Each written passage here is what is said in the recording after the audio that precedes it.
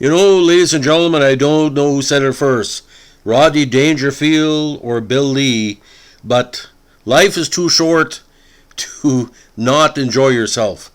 So today, ladies and gentlemen, after multiple requests here, but here goes, we're going to talk about the legend of the man they called Bernardo, Bernie Carbo.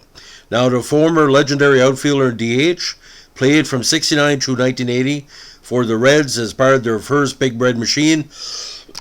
We made two World Series in between 69 and 72.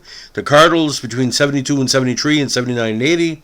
The Red Sox 74 and 76 and 77 and 78, where he got most of his great recognition, especially in the World Series in 75.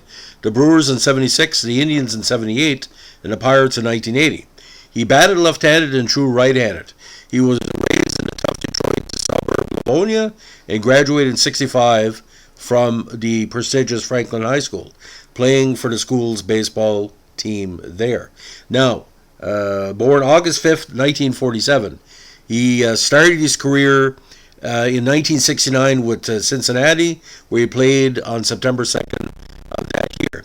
He had been the Reds' number one draft pick in the inaugural 65 draft, ahead of Johnny Bench. In his 1970 rookie season, he had career highs in batting average at 310, home runs with 21, runs batted in with 63, 113 hits, 454 on base percentage, a 551 slugging average, OPS of 1,005, and games played with 125. He was selected Rookie of the Year by the the Sporting News, no pun intended, but he slumped these next two seasons and was sent to the Cardinals. Now, Carbo was traded a very controversial deal that involved Rick Wise from the Cardinals and himself to the Red Sox, for all people, Reggie Smith and Ken Tatum, on October 26, 1973. He said of coming to Boston, when I first met Red Sox owner Mr. Yockey, he was shining shoes in a clubhouse, said Carbo, and I went up to him and gave him $20 and told him to get me a cheeseburger and fries. While playing for the Red Sox, he was part of a group called the Buffalo Heads, which were one-third Canadian, and of course two-thirds adopted Canadian, with Bill Spaceman Lee and Ferguson Jenkins. Of course, Fergie's from Ontario. Carbo would also carry around a giant stuffed gorilla that he named Mighty Joe Young. The gorilla sat next to him in the middle of the seat on planes, and Yastrzemski wanted the gorilla placed on the bat rack in the dugout, but there was no indication of Major League Baseball would allow that. Now, the 75 World Series made him. It matched these Red Sox against his former team, the Reds, who were looking for their first title since 1940, and of course they fell short in 70 and 72 against the Orioles and the A's respectively. Boston had also suffered a drought by not winning a series since the Babe Ruth era of 1918. The clubs battled back and forth in possibly the greatest World Series of all time, with the Reds winning 3 of the first 5 games. Carbo was excited to see some of his old teammates. Carbo would be on the bench, and his former squad mates were sympathetic. Clay Carroll inscribed a picture for him and read "Good luck in the World Series." After Game 3, when Carbo hit a home run off him, Carbo said, "He told me Carroll was in the ear and he just went crazy," ripping up the picture into little pieces. Now, Game 6, of course, was postponed 3 days because of rain, which led, of course, to the legendary Game 6 that we still talk about a half century later. Carbo did not join his teammates for batting practice at Tufts University because he said he couldn't find it. He spent the early part of Game 6 working on his Louisville slugger, a la, Robert Redford in The Natural. "I'm sitting there and I'm whittling the back. I took a lathe and took all the polish off. It's nice and smooth. Rick Wise is sitting next to me and says, you can't use that bat. It doesn't have an emblem on it. So as the game was going, I took a magic marker and wrote Louisville Slugger on it. That's how I kept myself amused."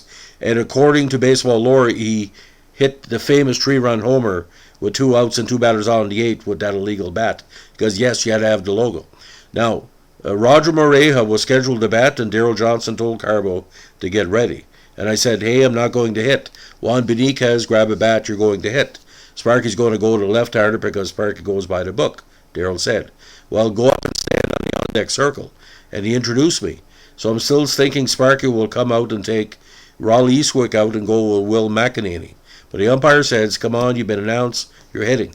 So I go in the batter's box, I ain't ready to hit. Next thing, strike 1, strike 2, ball 1, ball 2.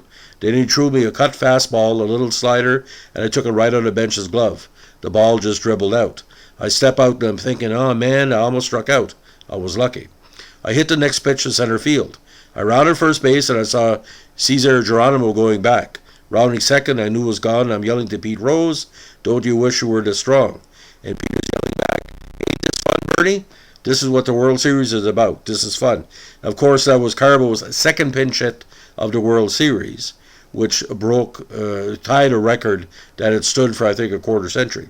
Now, Bench said after the game it looked like a little leaguer learning how to hit. Rose said it was the worst swing he ever saw. The gerbil Don Zimmer, who was not a manager of Red Sox at the time, said he thought it was over. Rico Petrocelli said it looked like a pitcher who hurt his arm trying to make a comeback as a hitter. Now, Carbo was again pinch hit, 3-run homer, tied the score 6-6, paving the way for Carlton Fisk's game-winning homer in the bottom of the 12th for a 7-6 Red Sox victory. Carbo's pinch homer was the second of the series, of course, tying Chus Essegin's 16-year-old record for most in a World Series. Game 7, watched by estimated 71 million TV viewers and approximately 15 million in Canada, saw the Reds triumph in the ninth inning on a bloop single by Joe Morgan for a 4-3 win. Now, Tom Yawkey would pass away in 76, and Carbo wept. Carbo saw Yawkey as a father figure because his father did not really care about him, which he talked about in heavy negative comments in a revival meeting I covered for the Woodstock Bugle in the late 2000s in Carleton County. It was a place outside of Hartland, New Brunswick. Not to say it's the strangest religious presentation I've ever seen, but pretty freaking close. Carbo was so totally honest, I don't think half the crowd knew that he wasn't on drugs anymore and wasn't, drinking or whatever. It was a very intense thing. And I even didn't try to attempt to interview him because all the quotes were on stage. Now, in that Game 6, even after his game-tying homer, he waited all night for a call and did not receive one from his father. New owners Haywood Sullivan and Buddy LaRue hired a private detective as well to follow Carbo. Now, he was eventually sold to the Indians in June 78. This made Billy so mad, he called the owners gutless and staged a walkout, and this would eventually lead to Lee going to the Montreal Expos. His major league career ended in 1980 with the Pirates. He eventually went on to cosmetology school and opened a hairdressing salon. He was a very good hairdresser, from what I heard.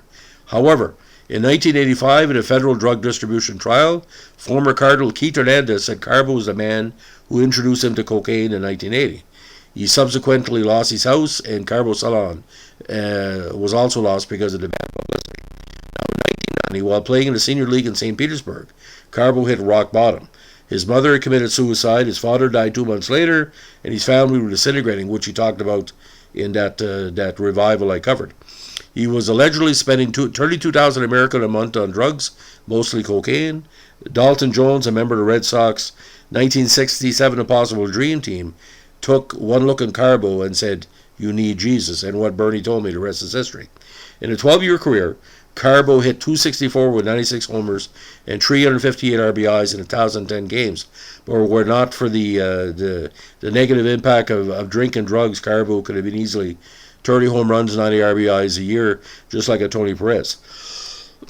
Now, Carbo eventually became a manager for the Pensacola Pelicans from 03 to 05. He compiled a record of 150 to 103 in 3 seasons as the bench boss, with a winning percentage of nearly 60%. He led the Pelicans to the championship series in the Independent Southwestern League in 2003, losing to the Baton Rouge Riverbats. Now, Carbo resigned in February 2006 in order to return full-time to Diamond Club ministry. Now, on April 1st, 2010, in an interview with the Boston Globe, he admitted to doing drugs during the 75 World Series. He states, "I probably smoked 2 joints, drank about 3 or 4 beers, got to the ballpark, took some uppers, took a pain pill, drank a cup of coffee, chewed some tobacco, had a cigarette, and got up to the plate and hit.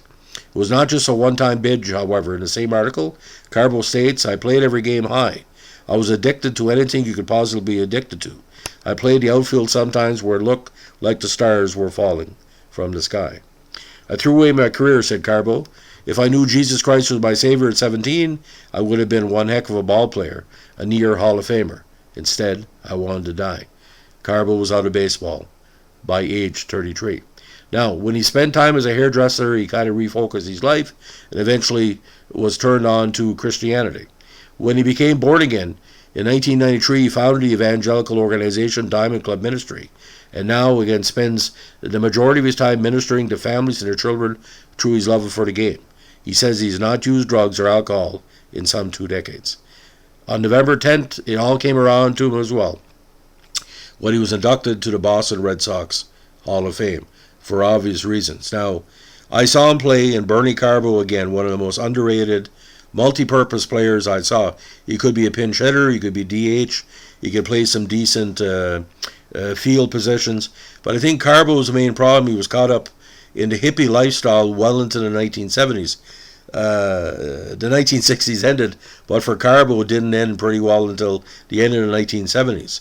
But the only reason I'm doing this podcast, ladies and gentlemen, because I turned on the news early Sunday morning and found that Bill Lee had to be resuscitated because his heart stopped during a minor league game. I think at the Bananas. I forget the last name anyway. A good semi-pro team. So I didn't want Bill Lee to die not a podcast on his good friend at the time, Bernie Carbo. So this is more dedicated to Bill Lee than anything else. I didn't like Bernie Carbo's lifestyle. I didn't like the way he talked about his family on the stage. But that's his stuff, man. That's his life experience. I have it. But when he says basically all my family is burning in hell right now, that's something, I don't know, that's very religiously opinionated. I don't believe in that. Some people don't believe in hell. I believe there's a hell on earth. But I think hell basically is you don't get... I'm a Christian. I believe hell is when you don't get revived, as we say.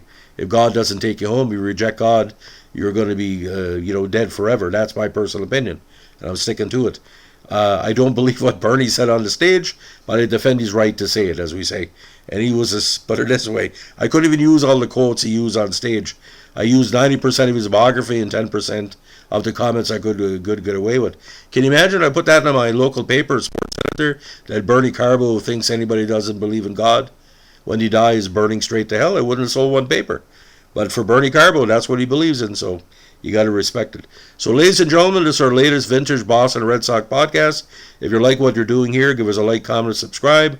And if you have a chance, all 7 games of the Cincinnati Red Sox series are available on YouTube. And just like a 15-round fight between Ali and Frazier, or a 15-round fight between John Tate and Mike Weaver, has to be seen to be believed, especially the last 5 innings of Game 6. Thanks for listening, and have a nice night. Bye.